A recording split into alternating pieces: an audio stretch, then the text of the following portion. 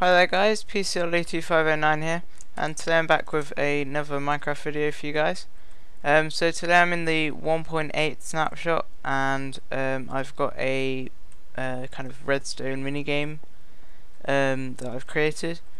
It's basically a kind of fairground shoot 'em up, but with armor stands instead of like ducks or whatever. So you just press this button and then you get the bow. And then if we just press this, you can hear it make some noise, and then you've got to kind of do your best to shoot as many of these as you can. I'm pretty rubbish at it, as you can see. See if we can, yeah, got that diamond. And you can see my score on the right hand side is going up every time. The armor stands further the back are faster than the ones at the front. So that means it's kind of harder to hit the ones at the back, and they give you more points if you hit them. And the game lasts for 30 seconds and then it automatically stops, and you can see your score on the right. So that's 75, it's pretty poor. Yeah, anyway, so I will show you how this works. Okay guys, so the way this works is it's kind of 5 modules. There's the first part over here, which we'll start on, is when you press the button. First it goes into this command block, which sets your score to 0. Then it goes on to playing the command block, note blocks, which you heard at the start, make the little tune. I can just demonstrate that here. Yeah, so that's just there as a little feature, I guess. It then triggers this pulse lengthener, which is kind of it's using kind of like a hopper clock, but a pulse lengthener. So you can, it basically all the items go into that one and then back. So as long as there's items in there, then the comparator is on, which powers the system, and that this repeater gets locked as well when there's items in it or something. Anyway, so that then goes into these pistons, which there's one there, one here, and then 2 on the other side. And they basically kind of trigger the system for each of the rails. So I have a clock set up, which there's a clock for every single rail. They all get slower, so that's the fastest for the lever. And then we've got gold, and then iron and diamond, and they get gradually slower, whereas you can see diamond is pretty slow. It only triggers, it doesn't trigger very often. So that basically means that more leather armor spawn in, because they're lower scoring points and whatever. So they go into the system, and if that was extended, then you can see if I place that block there, then they instantly start spawning. So that's how that works.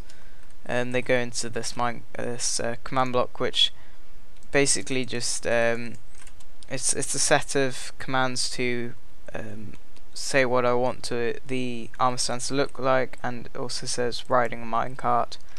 So that's how you get the armor stand in the minecart. See it summoning an armor stand. So if I press that button, you can see one spawns in. I don't know whether this is a glitch or what, but when you spawn a armor stand on a minecart, it seems to be that the base is actually lifted up until it goes off the tracks. Don't know how I can demonstrate this really. Probably like that. You can see it's kind of lifted off the track for some reason, but then if I push it onto here, you can see it goes straight down. Not really sure why that happens, but I've basically used it meaning that you can't see the rails. So that's why, that's how that works.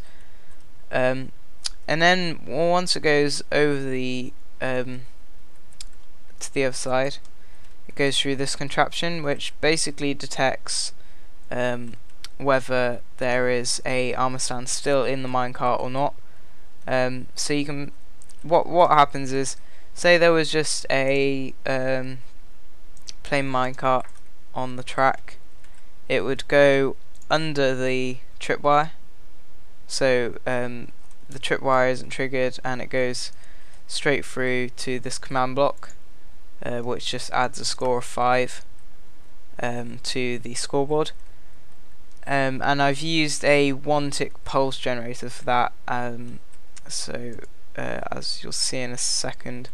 But basically, if I was in the minecart, you can see I trigger the tripwire, which is the same for an armor stand. So if when I go in this tripwire, you can see that piston comes up, and that basically means that if a armor stand is in the minecart, then that piston comes up, meaning that this command block can't be powered because the power goes through that block. So that's how that works. And I've used a 1-tick pulse generator so that if the kind of what was happening before was that this tripwire, kind of as soon as you step out the tripwire, it depowers, it's like straight away. Whereas a detector rail, if you take it off, it takes a bit of a second for it to depower, meaning that if the armor stand went through, then the command block would still be powered. So I had to use a 1-tick pulse generator, meaning that it wouldn't do that basically. So that's repeated. There's one there, and then one there, and then 2 over there as well. So that means they can go in opposite directions, which is quite useful. So yeah, that's pretty much it for this this build. I won't be doing a tutorial because, as you can see, the way I do redstone is pretty messy. I just kind of lay everything out and kind of check it works. That's if it works, then that's good. I don't try and compact anything really. So I will be doing a world download as usual, so you can go check that out if you want to have play around for yourself. See if you can beat my shoddy score of 75. That's pretty poor, to be honest. I think you'll easily beat that. So yeah, I won't be putting in the commands in the description either, because as I said, the world download will be available. So yeah, that's pretty much it. Make sure to rate this video, that always helps, and subscribe if you haven't already. But yeah, thanks for watching.